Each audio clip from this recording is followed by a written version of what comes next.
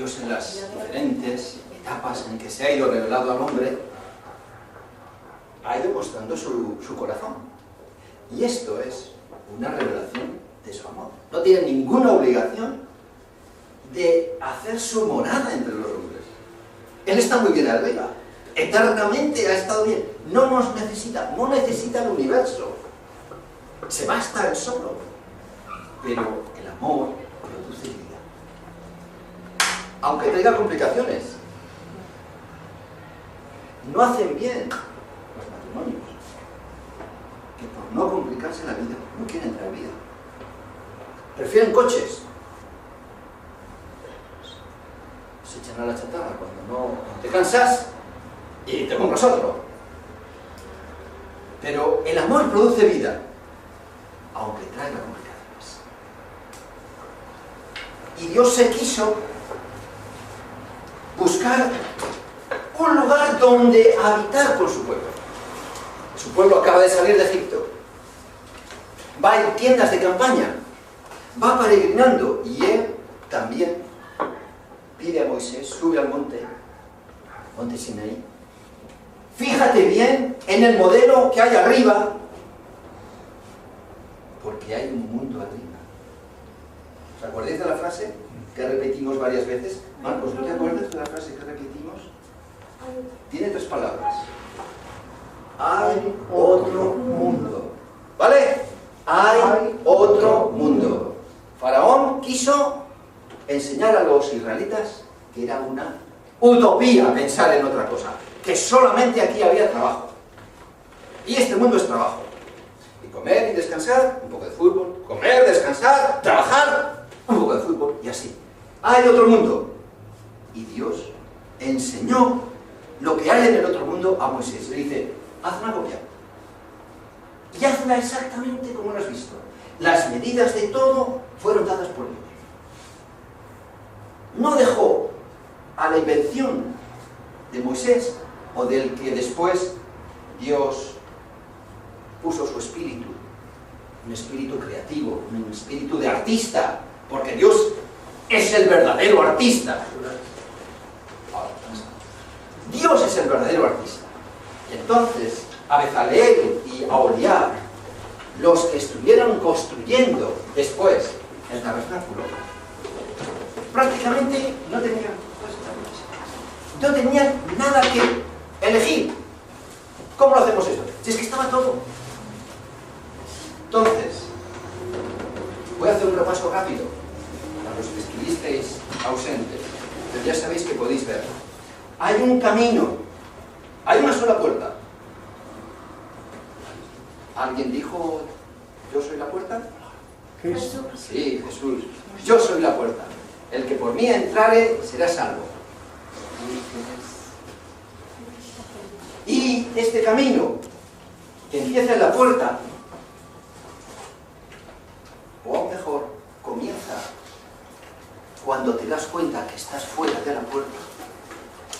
Porque sería muy peligroso creer que estás dentro cuando estás fuera. Muy peligroso.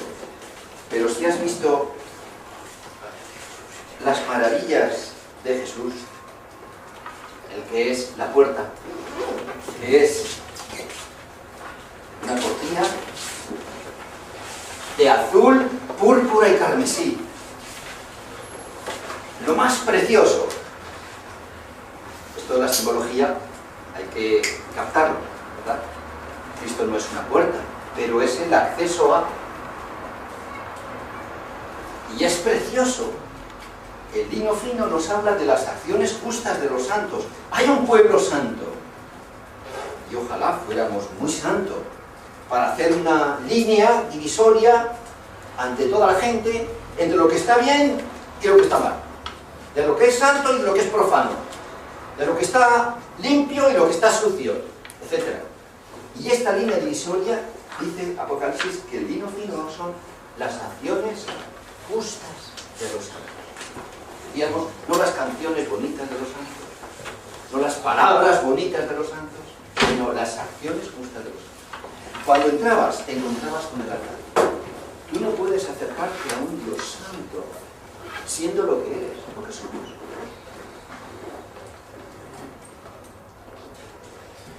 a un hombre dedicado intensamente, soltero él, viviendo muchos años, amador de la escritura, años de vida leyendo en griego y en hebreo los originales,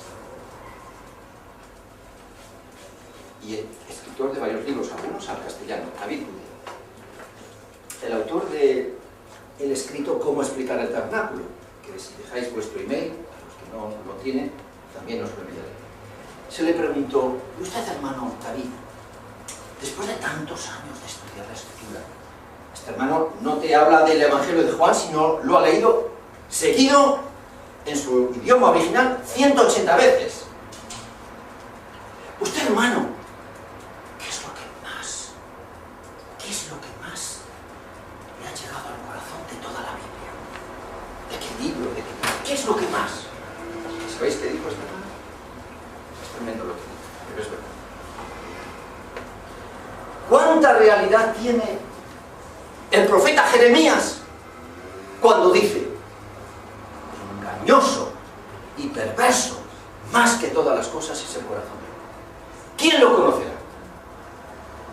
No sé cuánto conoces de tu corazón, pero es para, en la medida que Dios nos lo dé a conocer, acercarnos al Salvador de pecadores. Solo de pecadores. Porque los que se creían justos no aprovechaban al Salvador. Se bautizaban cuando era la llamada del arrepentimiento de Juan el Bautista y del mismo Jesús. ¿Quién se arrepentía? Los que veían su mal corazón. Pero los otros venían a ver el espectáculo, a ver cómo otros se bautizaban. ¿Y qué les dijo Jesús? Pues estos están entrando, pero vosotros os quedáis fuera, porque no he venido a llamar a justos, sino a pecadores. Entonces, lo primero es verse fuera y horriblemente mal. El diablo ciega la mente de los incrédulos. No tienen idea. A veces piensan que la gente es muy mala. Tengo un vecino, o los políticos son, pero él mismo, ella misma, no tanto. Pero Dios puede iluminar esas tinieblas y hacer ver su pecado. Y está preparado entonces para ir al Salvador.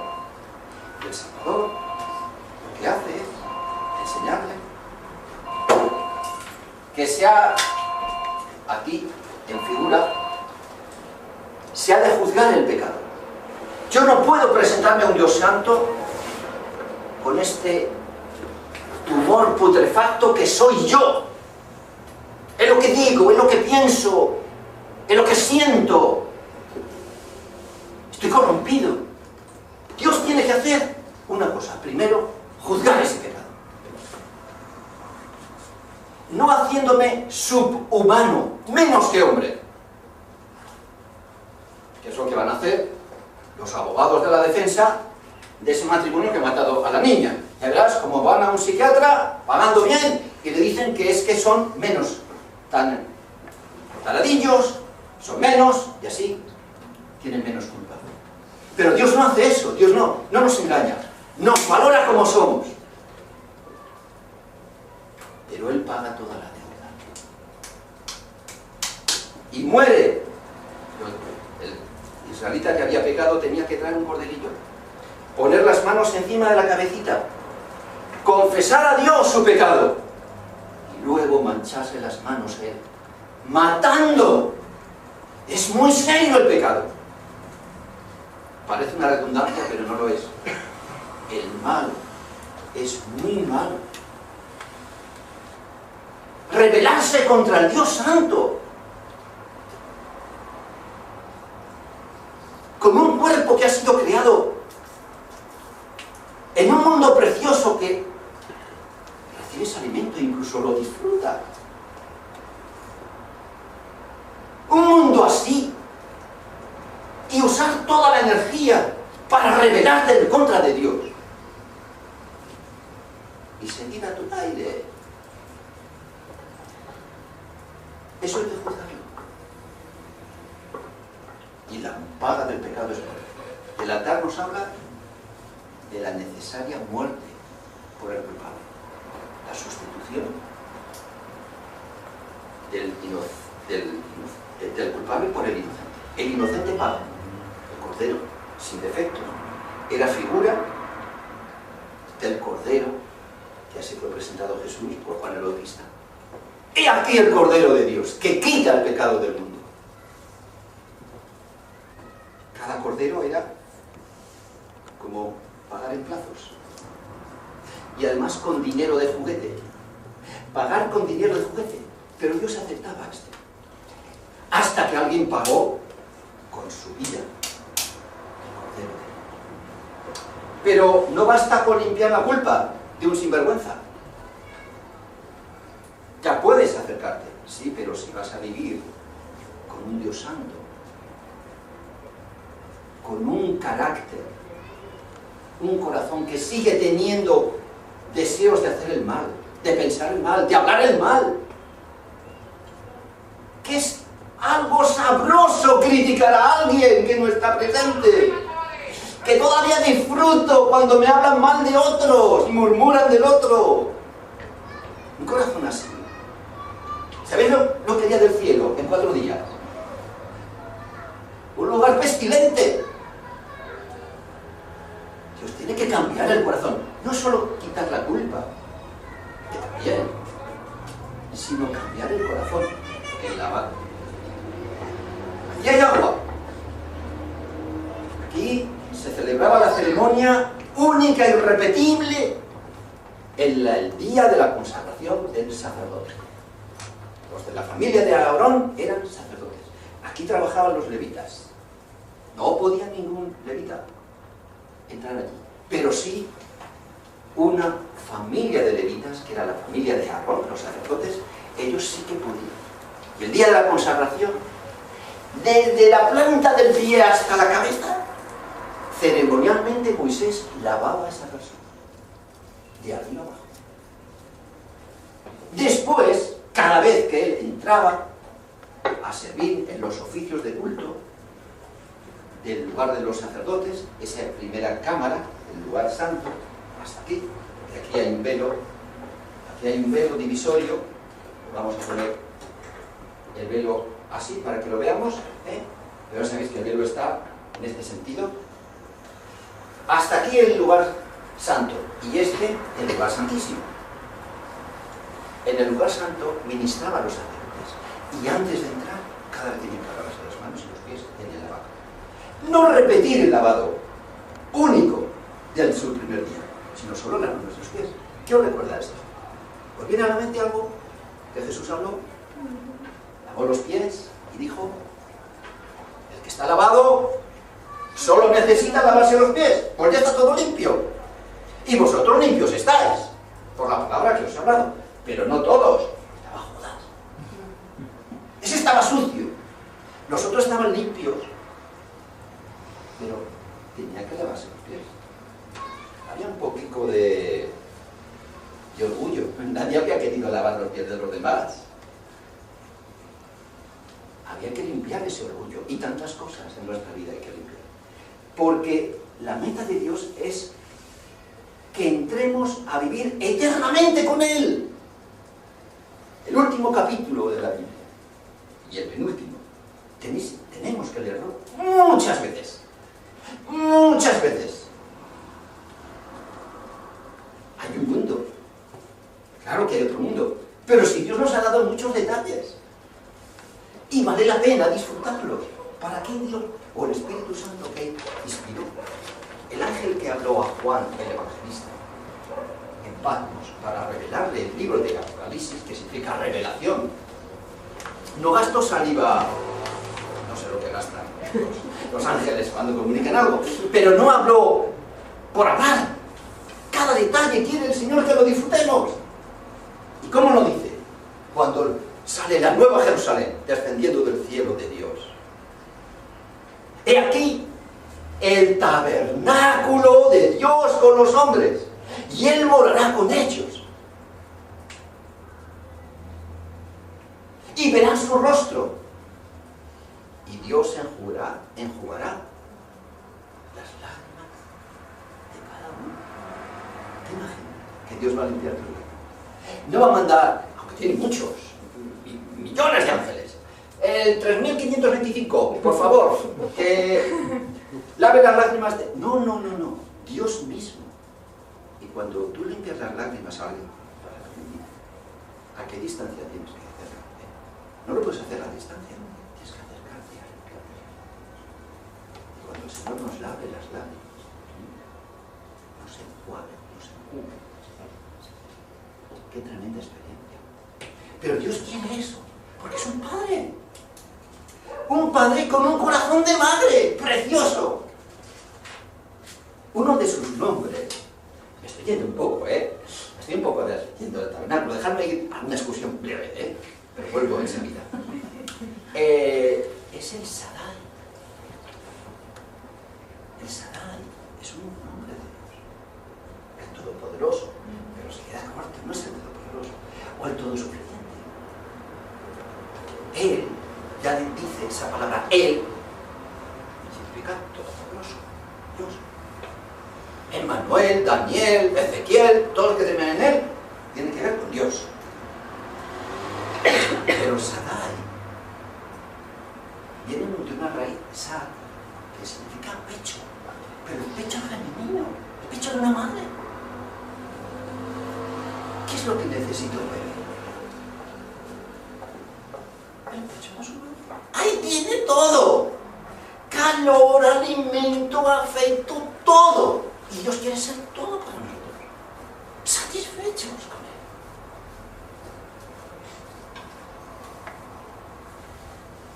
Si eres una joven soltera y piensas que te vas a quedar soltera toda la vida, puede ser. Y entonces puedes tener muchas ideas.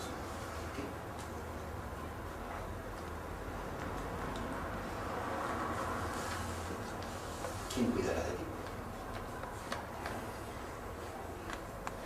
¿Dónde está la satisfacción en el matrimonio?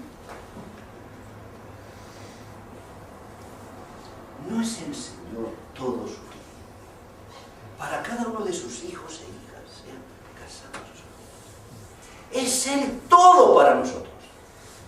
Así que puedo ser fiel a Dios, no aceptando propuestas para unirme en yugo desigual, porque tengo en Cristo todo suficiente. Y hermanas que han vivido cerca del Señor, solteras toda su vida, pero útiles, preciosas, madres, entre comillas, de toda una generación aquí en Zaragoza, os podría decir nombres, han estado satisfechas toda su vida con el propio Señor. Que lo sepamos, que lo sepamos. Bien, cierro el paréntesis. Volvemos al tabernáculo. El lavacro. Tito 3:5.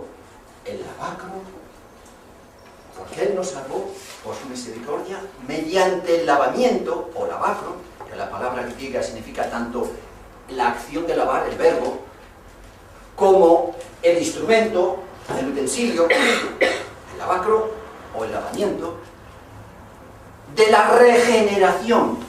Ese lavamiento único y repetible de la planta de pie aquí significa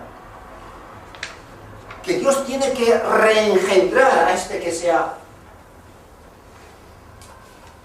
presentado ante Dios como culpable y ha traído una víctima inocente. O ha creído en Cristo, que decimos, o ha aceptado a Cristo como Salvador, sustituto suyo, que cuando murió en la cruz murió por sus propias maldades. Pero este hombre ya no tiene culpa, queda justificado, sería el término teológico que usa el Nuevo Testamento. La justificación, única, irrepetible en la vida. Pero aquí está la regeneración, no el bautismo. El bautismo no regenera. Dice Tito 3:5, el lavacro, el lavamiento de la regeneración y de la renovación por el Espíritu Santo. Es el Espíritu Santo quien nos hace nacer de nuevo, quien nos da una nueva vida, quien nos hace ahora sacerdotes. Porque todo auténtico creyente es sacerdote. No aceptéis esa judaización que está entrando en el mundo evangélico desde hace años, de hablar de clero y laicos. ¡No lo aceptéis! No existe clero y laicos. Todos somos sacerdotes. Todos somos clero. Aunque no esté dedicado tú y yo a la obra todo el tiempo. Somos sacerdotes. El pueblo cristiano, todo él, auténtico, que ha nacido de nuevo, es sacerdote, sacerdotisa. El más pequeño recién convertido de ayer es un sacerdote. Tiene acceso directo a la presencia de Dios. No hay laicos. Todos somos sacerdotes. Es importante eso. Se está judaizando muchas cosas. Muchas cosas. Entonces, ahora puede entrar el sacerdote. Y ahora empezamos la clase de hoy. ¿Vale? Paso. ¡Wow! Nos hemos dado 25 minutos de propina, ¿eh? Pero nos lo vamos a quitar, a menos que queramos añadir luego un poco más, si no tenéis prisa. ¿Qué es el tabernáculo? Objeto con que a veces yo he sido el primero en fallar, porque os he dicho al anunciarlo el estudio del tabernáculo. Pues ¿sabéis qué sería el estudio del tabernáculo? Propiamente dicho, perdón. El estudio del tabernáculo sería el estudio de esto. Porque esto es el tabernáculo. La primera cubierta. Esto es el santuario. El santuario tiene 3 zonas. El atrio o patio, el lugar santo y el lugar santísimo. Pero el tabernáculo era la primera cubierta. Azul, púrpura, carmesí y lino fino torcido. Obra de recamador. Y con figuras bordadas. No encontraron la esposa de César con otra hermana fueron a buscar telas, y esto es lo más parecido a en azul, púrpura y carmesí, que fuera muy bonita. Pero no había telas con querubines. No había telas con querubines, pero la misma tela era de aquí, y esa misma tela de aquí. La del velo. Entonces, el tabernáculo era esto. Pero no era una pieza. Eran 10. 10 cortinas, piezas de cortina de 4 codos. El codo es como medio metro. 4 codos sería como 2 metros, 2 metros. Por 28 codos, 14 metros. Cosida con otra, 5 en una parte. Y otras 5 igual, todas de la misma medida. 4 por 28 codos. Pero 5 estaban juntas cosidas y otras 5 cosidas. Y las 2 piezas grandes, de 5 y 5 piezas cada una, las superpiezas, tenían lazadas y corchetes. 50, no 49, no 51. 50 corchetes de oro. Y esos 50 corchetes estaban en esta línea divisoria. Coincidían así.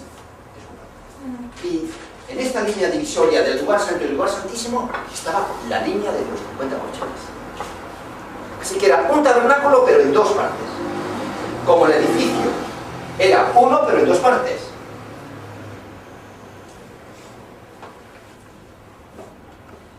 La otra cortina, aquí la han puesto de lino, pero era de pelo de cabra. Esta y las demás se llamaba la tienda. O sea, primero se extendía el tabernáculo, la primera cubierta, y luego la tienda, que tenía la primera de pelo de cabra, la segunda de pieles de carnero teñidas de rojo, y la cuarta y última, pieles de tejones. Un material que si llovía era impermeable. Los tejones, pues, que se podían por ahí, agua y tierra.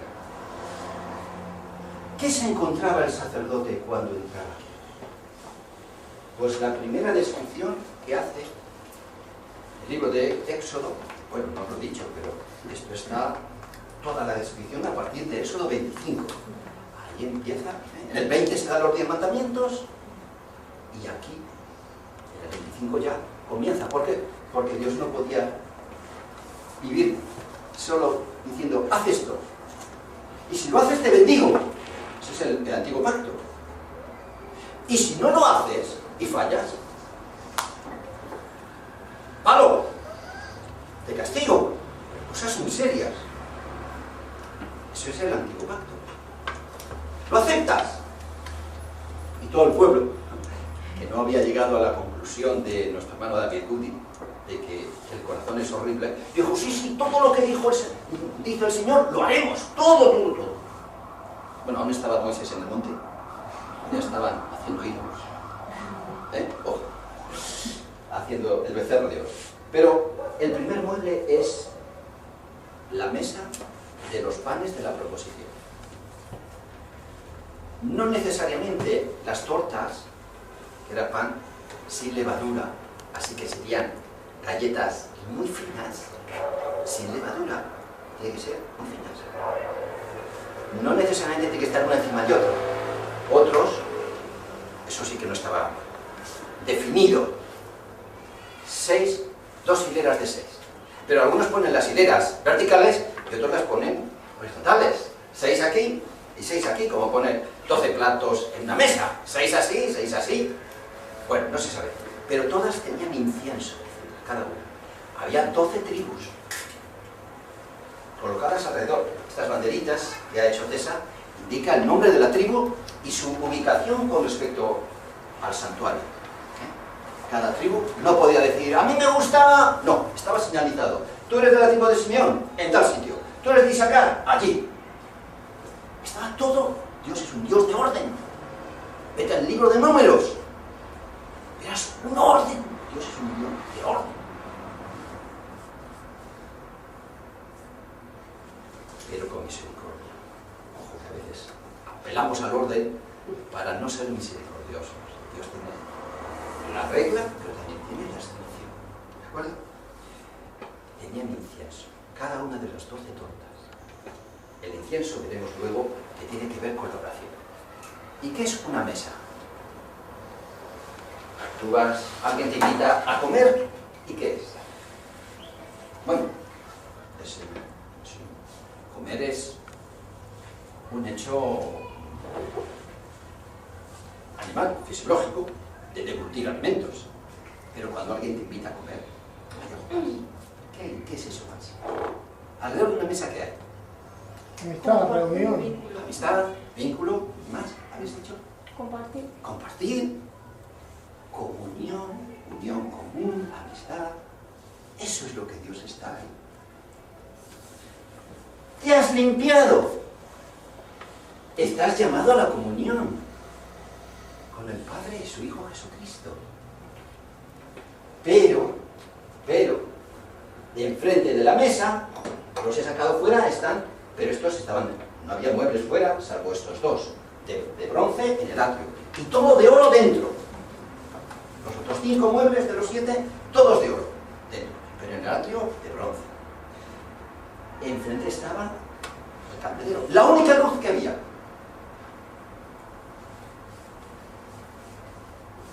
Así que vamos a buscar algún pasaje donde esté la limpieza, la comunión y la luz.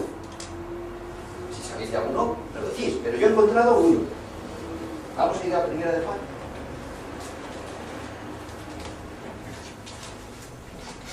El primero, ya, pues el capítulo 1, al final del verso 3, cuando dice, y nuestra comunión verdaderamente es, ya, alguien. Nuestra comunión verdaderamente es con el Padre y con su Hijo, Jesús el Mesías. Hasta el 7 incluido. Y estas cosas os escribimos para que nuestro gozo sea completo. Este es el mensaje que hemos oído de Él y os anunciamos. Dios es luz, y en Él no hay ninguna tiniebla. Si decimos que tenemos comunión con Él y andamos en tinieblas, mentimos y no practicamos la verdad. Pero si andamos en la luz, como Él está en la luz, tenemos comunión unos con otros, y la sangre de Jesús, su Hijo, nos limpia de todo pecado. Comunión, sí. pero andando en luz. Andar en luz no es ser impoluto, inmaculado, perfectísimo, como un ángel, como el mismísimo Señor. No, porque Juan está diciendo, dice, en el verso, ha terminado él en el 7, pero si seguimos leyendo, dice, si dijéramos que no tenemos pecado, nos engañamos a nosotros mismos, y la verdad no está en nosotros. Pero andar en luz, ¿qué es entonces? Andar en tinieblas es hacer el mal, pero andar en la luz es no pecar. Pero dice, si decimos que no tenemos pecado, le hacemos al mentiroso. Andar en la luz es descubrir el pecado y confesarlo. El verso siguiente, si confesamos nuestros pecados. La luz del Espíritu Santo nos va a ir descubriendo. La palabra, el lavacro de la palabra, Efesios 5, cuando está hablando de maridos, amas a las mujeres, como Cristo amó a la iglesia y se entregó a sí mismo por ella, para lavarla, para purificarla, en el lavacro del agua por la palabra. Leyendo la palabra cada día, si la lees con corazón abierto, vas a ver tus manchas. Puedes hacer una cosa, cerrarla, y te sientes mejor. Eso te ves. O, humillándote, confesar a Dios. Estar de acuerdo con Dios. Sí, Señor, esto que dije está mal. Dije la verdad, pero no en el tono debido. Porque hay que decir la verdad en amor. Eso de, espera que le diga 4 verdades a ese. Eso nada, ni media verdad. Con amor, sí. Sí. Vemos verdades. Vamos a ver. El Espíritu nos va a dar en la conciencia una sensibilidad que antes no teníamos. ¿No es cierto? Que antes de convertirnos, o que el Señor nos convirtiera, nos daba igual. 8 que 80. Ahora no. Ahora hay. Esto no está. Claro. El Espíritu trabaja para que nos limpiemos. Y eso es algo continuo para acercarnos a ser como Cristo. Dios quiere hacer una iglesia parecida al novio. Y tendremos la gloria de su Hijo y seremos semejantes a Él, porque le veremos como Él es. Pero ahora ya nos vamos acercando a eso. Esa es la vida cristiana. Comunión con el Señor, comunión, amistad con el Señor.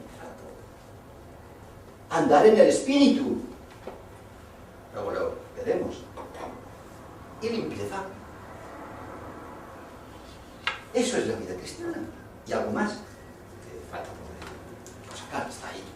Pero vamos a seguir con el pan. Hay que sentarse. Hay que decidir estar en comunión con el Señor, disfrutando del pan. Los sacerdotes limpios, los que no estaban limpios no podían comer el pan. Cada semana, que no lo he dicho, cada semana se ponía pan nuevo. Y al poner pan nuevo, los sacerdotes cogían el pan y en la presencia de Dios comían. ¿Quién dijo, yo soy el pan de la vida? ¿Quién? Jesús. El que en mí cree no tendrá hambre. Yo soy el pan de la vida. Moisés nos dio el verdadero pan del cielo. El que el Padre envió, ese es el verdadero pan del cielo. Yo soy el pan de la vida. ¿Tú sabes lo que es sentarse y disfrutar de Cristo? El Padre te da a Cristo, te muestra, cómelo, mastica, disfrútalo. Disfruta al Señor. Inquietud, en reposo.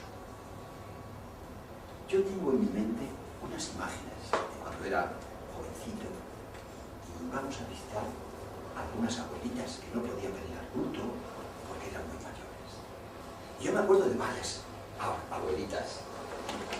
La suegra de Eduardo Jiménez, y nombro personas que algunos conocéis, la abuela de Vicente Zelaya, mujeres piadosas, ancianitas, ahí por la tarde, en su balcón, con el himnario antiguo, de contenido denso, de miga buena, sabrosa, y de la Biblia. Y se respira, ¿sabes? Disfrutando de la comunión con el Señor. Eso da maduro. Eso es la vida cristiana. Apaga la tele, apaga la radio, apaga el Facebook, apaga el WhatsApp, apaga. ¡Marta! No sigas. Mira a María, tu hermana, sentada a mis pies, escuchando mi palabra. Aprende de ella. Pero es que esta es la buena parte. Tenemos que aprender a estar quietos y disfrutar de la comunión con el Señor. Pero eso es que Dios les obligó un día de cada 7 pararse. No era como nuestro domingo, que aunque decimos el día del Señor, podemos decir, ¡ay Señor, qué día! Corremos. Y los que tenemos reunión por la tarde, pero el sábado no podían ni encender el fuego. ¿Y qué hace cuando un ser humano no puede hacer nada y está quieto? ¿Qué hace? ¡Pensar! ¡Pensar! Y eso es sano, eso es buenísimo. Tenía que pensar. Pero los creyentes hoy pensamos, reflexionamos. ¿Cómo puedo? O sea, cuando Pablo ora por una iglesia, ora para que crezca, enraizándoos y sobreedificándoos en el amor de Cristo que excede a todo conocimiento, para que seáis llenos de toda la plenitud de Dios. En el amor de Cristo. ¿Eso qué es? ¿Saber Juan 3:16? De tal manera amó Dios. Pues sí, también. Pero no solo eso. ¿Cómo ahondas en el amor de Cristo hacia el pueblo? ¡Ay, que tú no! Pues estás quieto. Coger el himnario que te habla de Cristo. Coger pasajes y disfrutarnos de las tierras. Poco a poco calando el amor de Cristo. Eso te da fuerza. Eso es crecer. Eso es crecer. Hay que elegir. No se puede hacer todo el amor. Hay que decir, incluso a lo bueno, lo dejo. Porque esto es lo mejor. ¿Qué dice el refrán español? Lo bueno es el peor enemigo de lo mejor. Lo bueno. Lo malo, no. Enseguida rechaza lo malo. Pero como es bueno, ¿qué hay de malo en esto si es bueno? Ah, pero si eso te quita lo mejor. El diablo sabrá poner muchas cosas buenas para que no hagamos la mejor. Sentarnos a los pies como María. Pero se nos ha mirado un mueble más.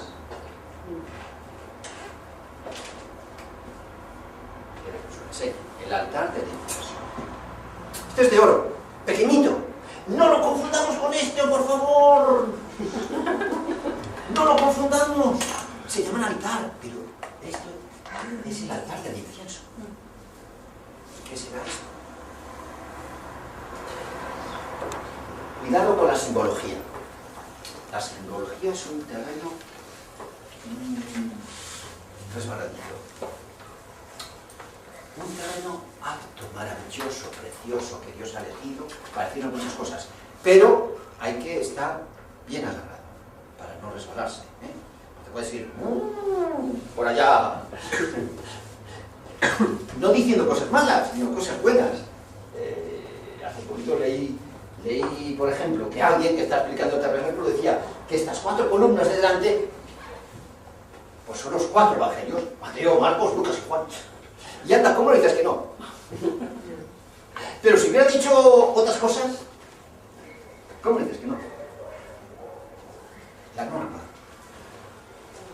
¿Dice algo el Nuevo Testamento de eso?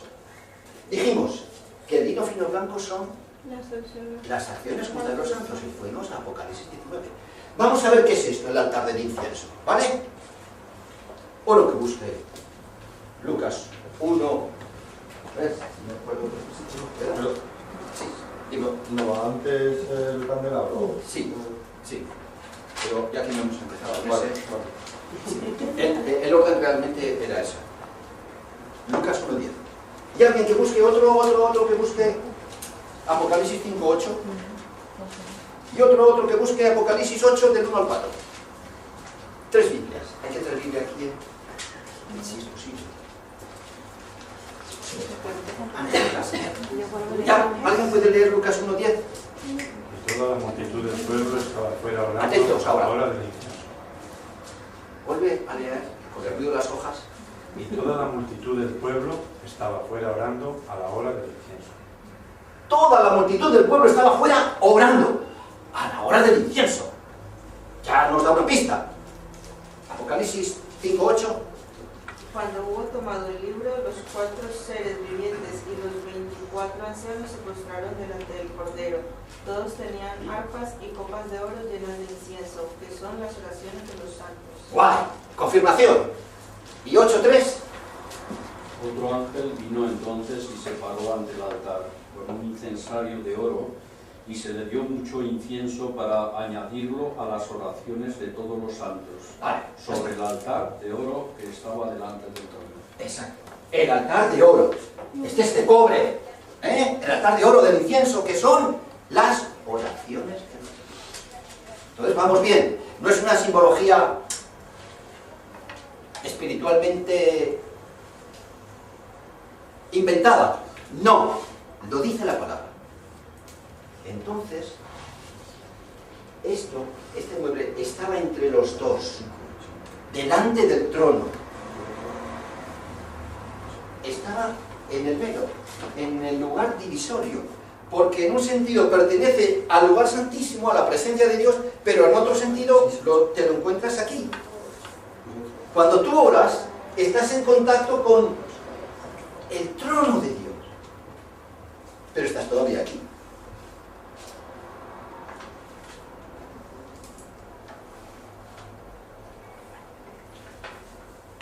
Se disfruta del pan, de la comunión con el Señor, pero el pan tiene incienso, en oración con el Señor.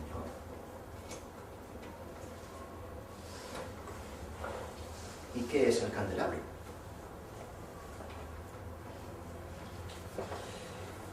Zacarías 4, verso 6. El Señor está enseñando esta visión al profeta Zacarías para dar ánimo al pueblo. Y le enseña un candelabro de 7 brazos, donde cada una de las lampadillas, aquí ya había 7 lamparitas, llevaban unos canalitos y había unos depósitos, y estaban 2 olivos, depósitos, canales, para dar aceite. ¿Y qué dice? Zacarías 4:6. Volvió el ángel que hablaba conmigo y me despertó, como un hombre que es despertado de su sueño, y me dijo, ¿qué ves? Y respondí, he mirado y he aquí un candelabro todo de oro, con un depósito encima, y sus 7 lámparas encima del candelabro, y 7 tubos para las lámparas que están encima de él, y junto a él 2 olivos, el uno a la derecha del depósito y el otro a su izquierda. Proseguí y hablé, diciendo a aquel ángel que hablaba conmigo, ¿qué es esto, Señor mío? ¿Sigo? Sí. Y el ángel que hablaba conmigo respondió y me dijo, ¿no sabes qué es esto? Y dije, no, Señor mío. Entonces respondió y me habló diciendo, esta es palabra de Jehová a Zorobabel, que dice, no con ejército ni con fuerza, sino con mi espíritu, ha dicho Jehová de los ejércitos. Vale. El espíritu.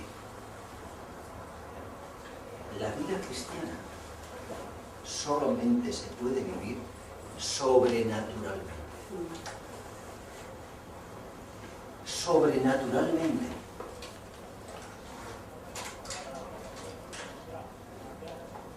Alguien dijo, el cristianismo es Cristo. Y si no es Cristo, no es nada.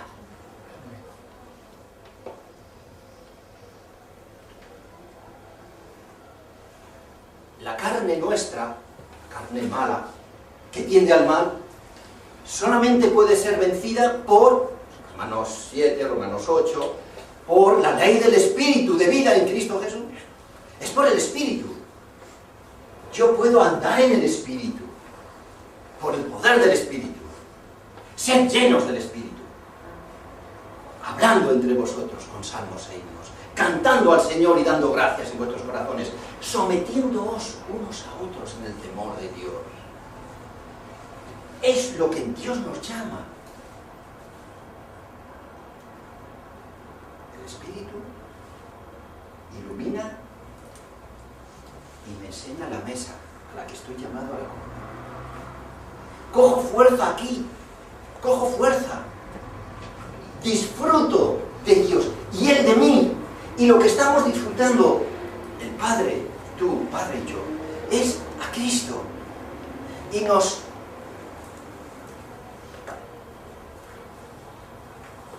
desarrollamos. Se va formando Cristo en nosotros. Porque el resumen de todo, eso está en Colosenses 1, es que Cristo en nosotros es la esperanza de gloria. Cristo en nosotros. Él me ha dado su Espíritu, el Espíritu de Cristo, para andar ahí, en su luz, en su poder. Cuando soy débil, veo mi flaqueza, dice Pablo, entonces soy fuerte, porque me apoyo en el poder de Dios, de su Espíritu.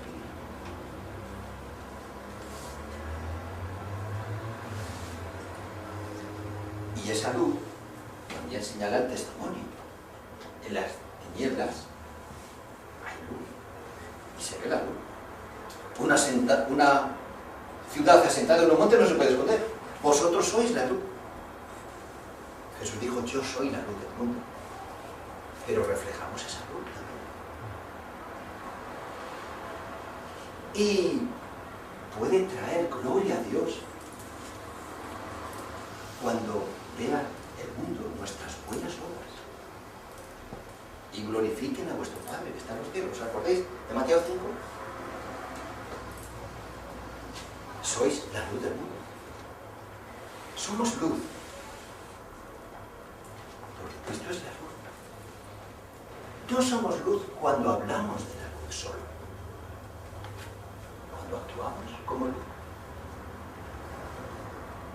Aún sin hablar, iluminamos. En el trabajo, aún antes de hablar, pueden ver que tú eres diferente. Es como ir edificándote un púlpito cada día con lo que haces, siendo puntual, no marchándote antes de la hora, ayudando al compañero que te lo necesita, aunque no te lo pida, pero sabes que le puedes ayudar, no mintiendo, no riéndote de los chistes verdes. No puede ser luz de muchas maneras, de muchas maneras. Lo van a ver. Lo van a ver. Y eso nos va a dar autoridad para cuando Dios nos dé ocasión de hablar.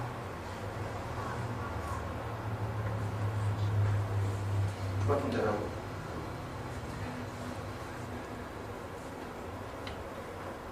Dios da ocasiones para hablar. Cuando te has ido edificando un testimonio día a día. Llevas 4 meses sin hablar, pero actuando, aprovechando bien el tiempo, haciendo incluso más de lo que te piden. Voy a hablar de mí, perdonad, pero yo en el último puesto de trabajo donde he estado, voy a decir 10 años más o menos, no lo sé, 10 años. Bueno, con lo he estado 27, pero los últimos 10 años he estado en un sitio. El que se jubiló, y me pidieron que yo ocupara su lugar, le sobraban 2 horas. Esto no lo digáis por ahí, pero él se iba por ahí a ganarse la vida en las 2 horas, todos los días. Hacía el trabajo mínimo imprescindible, pero le sobraban 2 horas. Y se iba a vender fotografías por los pisos, ganándose dinero. Fotografías esas que hacen los fotógrafos, las bodas y cosas así, las repartía. Ahora, cuando yo llegué y abrí su cajón, el cajón de la mesa, que ahora yo ocupaba,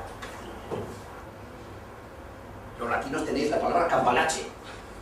No sé si hay otra española que indique más caos. Eso es, era un revoltijo de todo. No te digo nada cuando fui al archivo, que era de su responsabilidad, un cuartito donde se almacenan todos los documentos ya escritos y los impresos nuevos para hacer. Como era el Giro, los correos, antiguamente, el Giro tenía muchas clases de todo se hacía mano, máquina, muchas clases de impresos, muchos. Giro ordinario, giro urgente, giro de esto, mucho. Y a veces hace falta buscar una cosa rápida porque tiene que ir a un juicio. Se juega un piso, el inquilino, si no puede demostrar que ha pagado el giro. ¿Pero dónde está eso? El justificante él lo ha perdido. Pero te lo pide, por favor, para tal día tengo el juicio, téngamelo. Ah, pero si tienes un cambalache de archivo. Ahora yo esas 2 horas, china chana, primero fui ordenando mi mesa, fui ordenando los archivos, hasta que estaba todo. Llegó un día en que vino una petición. Me dijeron, la fecha tal, entro, pum, y todos eran 12 y el jefe. ¡Guau! ¡Pero es posible! ¡Pero mira! Digo, ¿qué pasa? Está aquí.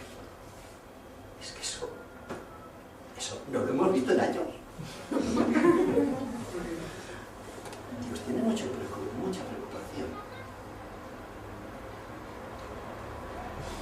en cómo hacemos las cosas.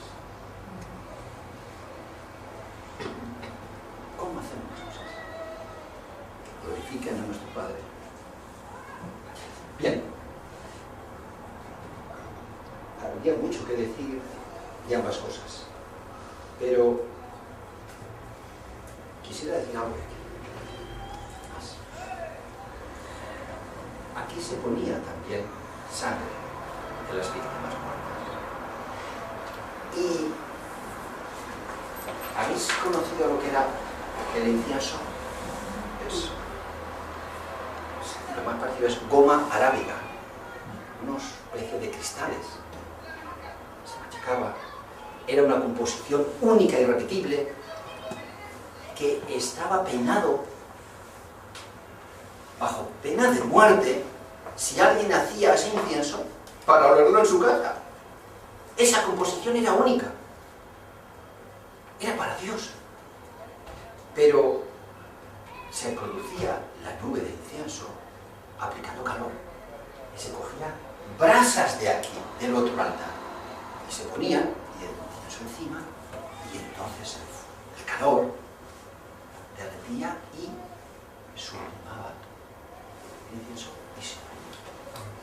Y llegaba la presencia de Dios, porque solamente había un velo entre los dos. Nuestras oraciones tenemos que recordar que van a tener fuerza, fuego dentro interior para orar, recordando lo que hizo el Señor. La cruz nos ayuda a orar. No es un Dios de un filósofo que quieres acercarte a él. No, no. Es un Padre que ha entregado su vida. Y oras en el nombre de aquel que pagó su vida por ti. Es alguien que me ama. Oro a alguien que me ama, aunque no entienda. Hay mucho en esa última cita de Apocalipsis.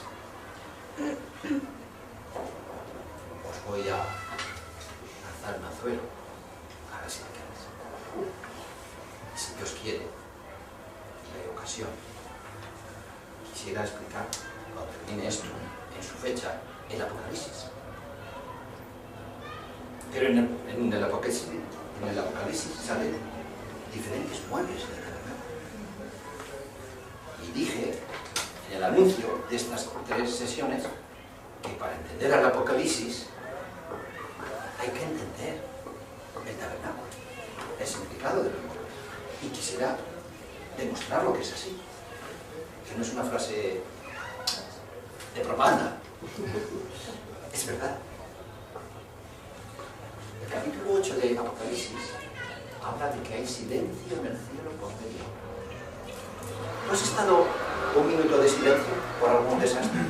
Yo he salido algunas veces a pasar licencia, cuando había convocatorias porque había habido el asesinato de alguien o un desastre grande. Y entonces el director puede hacer que el que quiera puede bajar. Y bajaba prácticamente todo el edificio y los de enfrente de la hacienda de la DGA también. Y estábamos un minuto de silencio. La gente también se paraba en el paseo. Es muy largo un minuto de silencio. Tú compruébalo. ¡Un minuto! Ahora imagínate 5 minutos. 5 minutos. Ahora 6 veces 5 minutos. ¡Media hora! Es una teatralización de un silencio apabullante, de un silencio demasiado largo para el ser humano. ¿A ti te dice algo Treblinka? ¿Sabéis qué es Treblinka? Un campo de exterminio. En Polonia hay muchos. Mi hija Sara fue con unas jóvenes, ya 18 años, a un cursillo de polaco, y en uno de los días de fiesta que jugaron, organizaron a ver, no era Treblinka, era otro, hay muchos así. Y como eran jóvenes, 18 años, pues jijiji, es normal, ¿no? Un grupito de chicas, un buen día, feliz, de primavera, pues vas jijiji, jajaja. Sí. Empiezan a ver Treblinka, o era otro. ¿Cuántos saben? Todas cabezbajas. Un peso. Tú sabes la cantidad de oraciones que los judíos lanzaban. ¡Y Dios callado! ¿Qué pasa? ¿Por qué Dios no actúa? Yo oro y el cielo calla.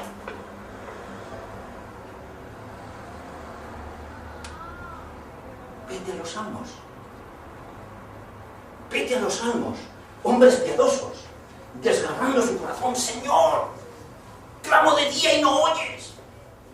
Estas palabras salieron de salmistas. Y de noche y no hay para mí reposo. Clamo de noche y no, nada, parece que no actúas. Gente se ha suicidado. Ha dicho, ya no espero más a Dios. No me contesta, no hay Dios. Entonces, ¿qué más me da? ¿Para qué sufrir? Vamos. Se tira por la cara. Se teatraliza. Media hora de silencio.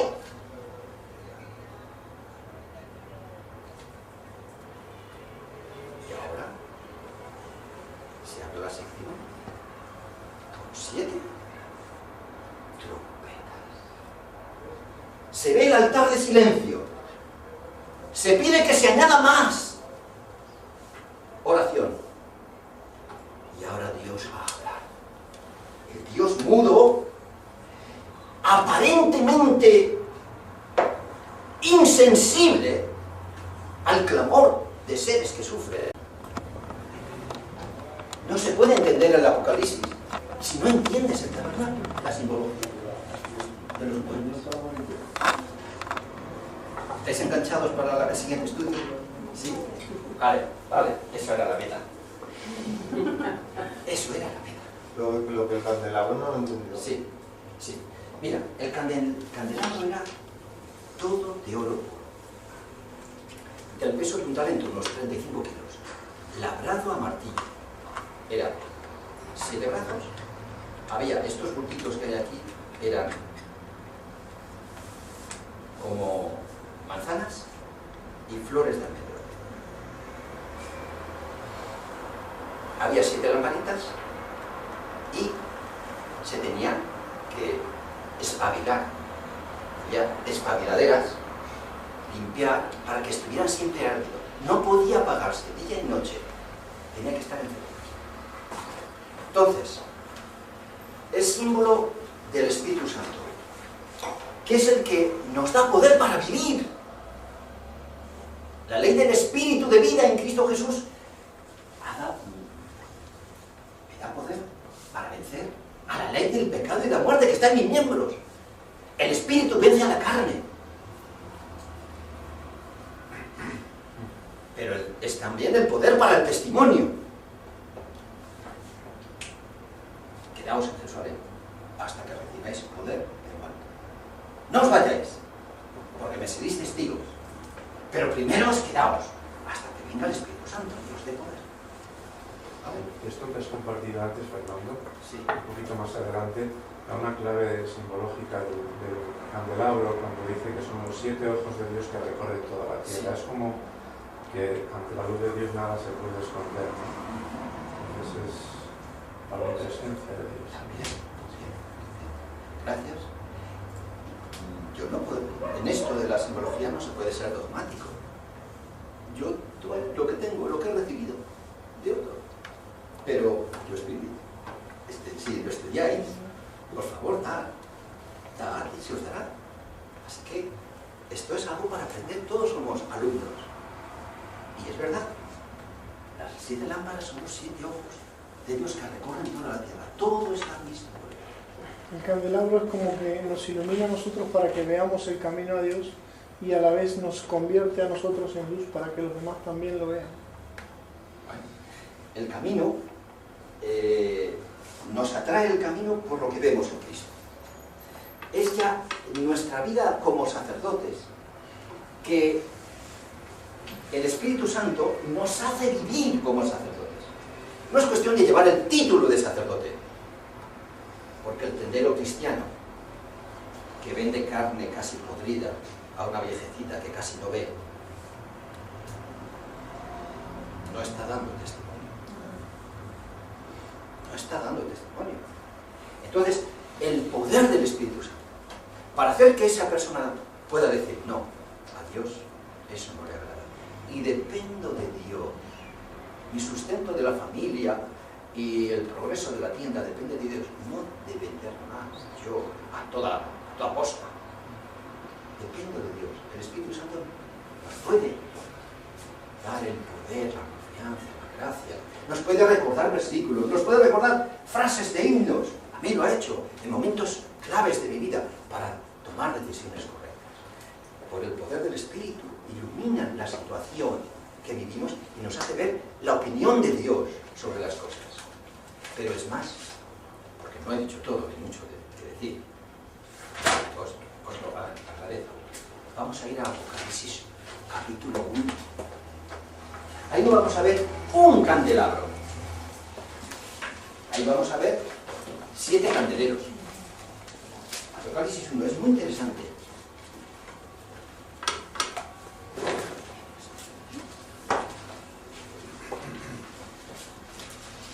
Tiene el apóstol Juan una visión.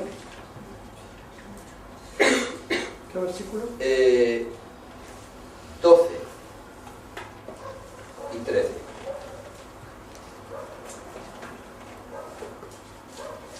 Y el 20 después.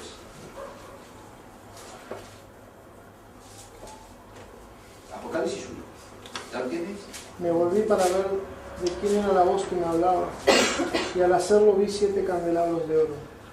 Y en medio de los candelabros vi a uno semejante a un hijo de hombre, vestido con una túnica que le llegaba hasta los pies, y con un cinturón de oro a la altura del pecho.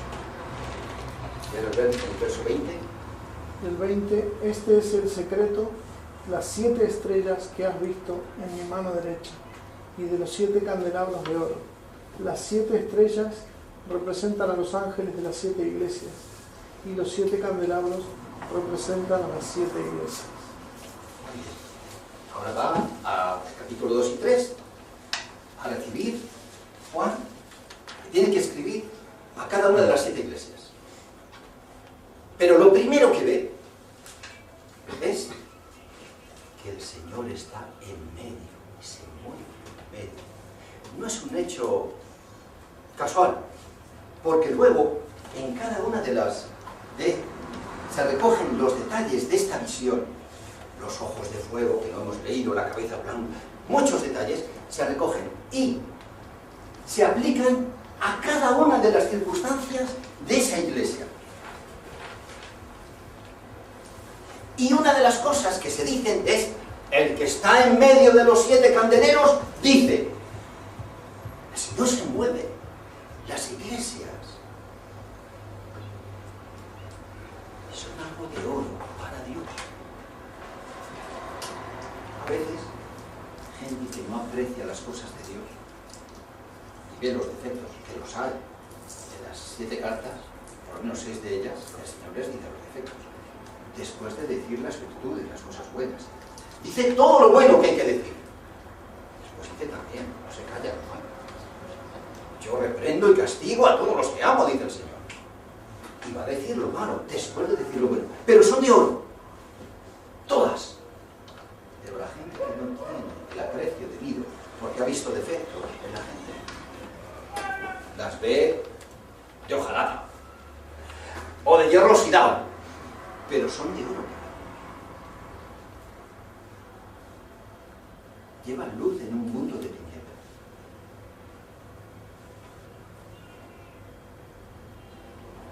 Y el Señor se mueve en medio. ¿Qué quiere decir eso? El Señor está en todas partes. No es la omnipresencia de Dios lo que está allí. Pero claro que Dios se mueve en todas partes. Y el Señor también. La acción. ¿Eh? La acción. La acción está vigilando a cada uno. Está atento a sus necesidades. No temas lo que vas a padecer, dice a la segunda de las cartas 7. El diablo te va a poner en la cárcel por 10 días. Sé fiel hasta la muerte. Yo te daré. Le da ánimo. Le aconseja. Se mueve en medio. Y ninguna de las 7 es igual. Pero en todas, el Señor es el remedio para sus problemas. Para superar esas deficiencias, tienen que encontrar en Cristo alguna faceta de Él. Algo que si lo toman en cuenta, les va a ayudar a salir del problema. Qué precioso que las iglesias no es algo solo humano. Yo pertenezco desde hace muchos años a un consejo de ancianos de una iglesia. Os podría contar situaciones que hemos vivido, cómo Dios nos ha ayudado. Cómo hemos visto la mano del Señor moviéndose, guardándonos,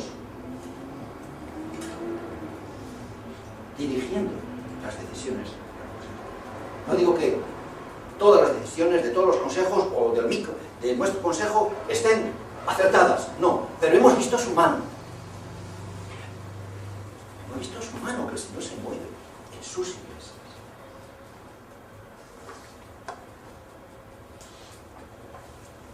No sé cómo ves a tu iglesia, si la ves de oro, de plata, de cobre, voy bajando, de plomo, de estaño. Algunos la ven de plomo, hay gente muy pesada. No estoy pensando en los kilos, no. Pero es de oro para el Señor. Y ha pagado el precio por ella. La vida. anima el apóstol Pablo a un consejo de ancianos, la iglesia de Éfeso. Apacentad el rebaño que él ganó con su propia sangre. Es muy serio. Se nos va a pedir cuentas a los pastores.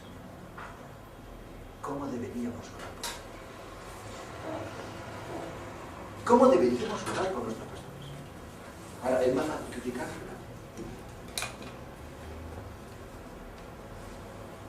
¿No es cierto?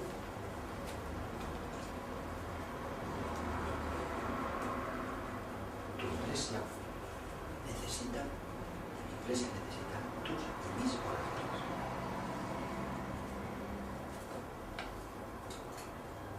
Porque el Señor está atento. Las oraciones.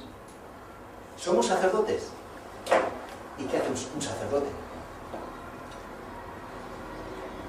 Interceder. Interceder por otros. Llevarse los problemas. El sumo sacerdote, ¿cuánto más? Algún día, el próximo día, tenemos el pectoral. Eso nos 12 piedras. Y aquí en las sombreras, 6 piedras. Llevando el peso de las tribus. Llevándolas sobre su corazón. Orando por ellas. Intercediendo. ¿Qué hacía Zacarías? En Lucas 1. Orar. El pueblo oraba. Le ponía el incienso. Dios estaba ahí atento. Zacarías, tu oración ha sido oída. Anda que no llevaría tiempo orando. Si ya era ancianito y no tenía niños. Anda, que no llevaban tiempo orando por un bebé. Mejor 2, tal vez. Y salía. Pero Dios oía las oraciones. No la del último día, y la contestó. Desde la primera.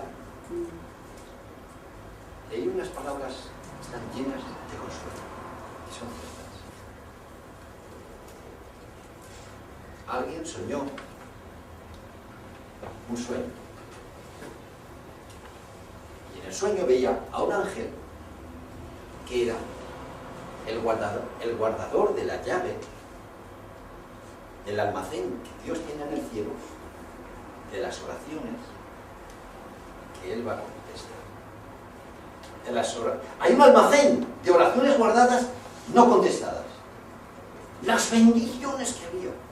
Y en el sueño, el ángel abrió y enseñó un poco. ¡Wow! Su vida cambió, la vida de este hombre. Y estaban las suyas. Dios está esperando el momento. Las oraciones no contestadas, pero están ahí, esperando.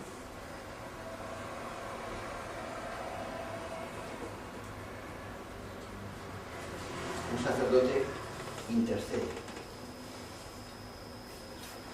Un sacerdote comparte a otros de Cristo. No se la puede dar solo para él. Él tenía que llamar a su familia y los que estaban limpios podían comer. Pero comparte a otros a Cristo. Los sacerdotes, en los tiempos de los buenos reyes, como Josafat, por ejemplo, alguno de estos, mandaban a un grupo de sacerdotes y de levitas a recorrer todas las ciudades de Israel. Iban con los rollos de la ley, a enseñar al pueblo, para apartarlos del mal camino. ¿Somos sacerdotes? ¿O solo llevamos el título de sacerdote? Porque vivir como un sacerdote es preocuparse por el vecino y orar por el vecino. Aunque no sea de la iglesia, pero si está el padre. Y orar por tu país. Es algo que Dios pide a los varones cristianos. ¡Sobre todo! Dice Pablo a Timoteo. Sobre todo quiero que los hombres oren en todo lugar. Levantando, es que antiguamente se llevaban así. No con los ojos cerrados, no, mirando al cielo. Levantando manos limpias, sin ira ni contienda. Y que oren por los reyes y por los que están en eminencia. Ya, hablé de Soria hace unos días, el sábado me invitaron. A mí me sorprende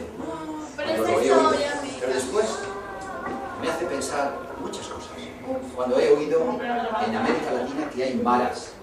¿Todos sabéis lo que son las maras? Aquí hay hondureñas. Lo que son las maras, ¿sabes? ¿Puedes explicar qué es una mara así en 4 palabras? Pues es un grupo de jóvenes de entre 13 a 18 años, son delincuentes, asesinos y van a una calle, por ejemplo, unos se ponen delante, otros se ponen detrás, y van casa por casa. Sí.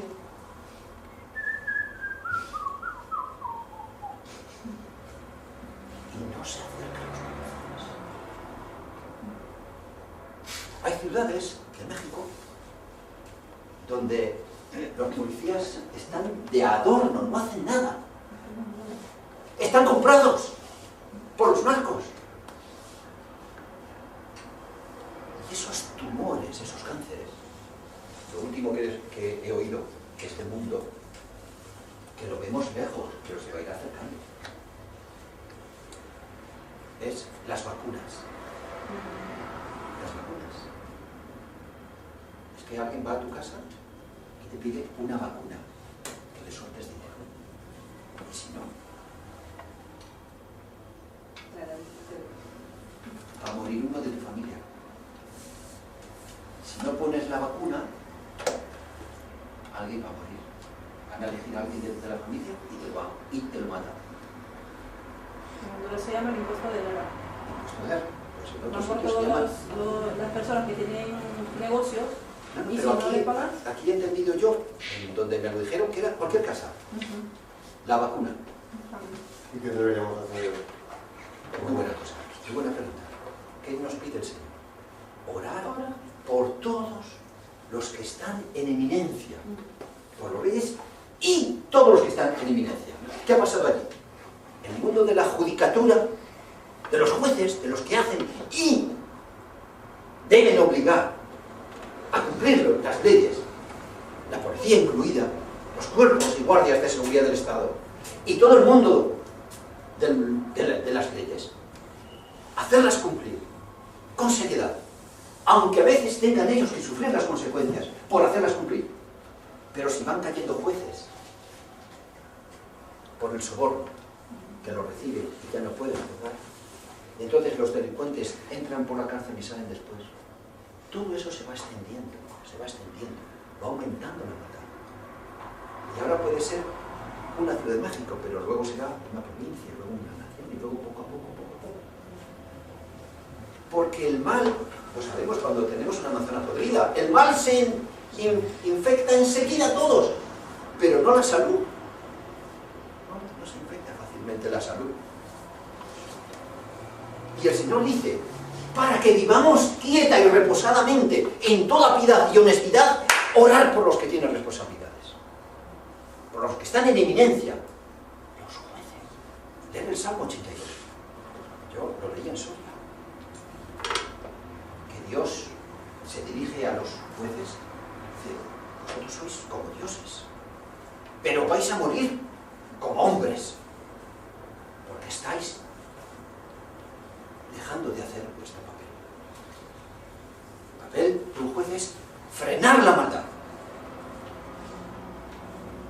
Pero si la maldad se extiende porque no hay freno, ¿dónde vamos a parar? Por eso se nos pide orar. Orar. Queremos vivir en tranquilidad. Los españoles no nos damos cuenta de lo que tenemos. Uno se da cuenta cuando deja de tener. Aprecia la salud, aprecia la vista cuando la pierde. El día que perdamos esta seguridad que ahora disfrutan los latinos que están aquí, que casi no se lo creen. Quizá no nos lo dicen, pero deberíais decírnoslo muchas veces. No sabéis lo que tenéis. Vivís en un mundo extraordinario. Y si puedes pasear por España, casi por cualquier ciudad, a la 1 de la madrugada en verano, la gente ya anda por ahí, está como cenando por ahí, y eso, ni en París,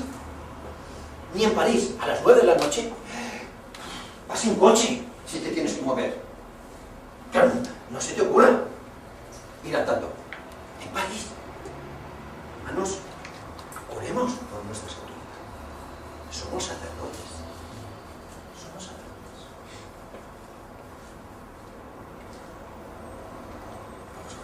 empresa, vamos a orar por los ancianos, vamos a orar por el país, vamos a orar por el vecino que está en paro, vamos a orar.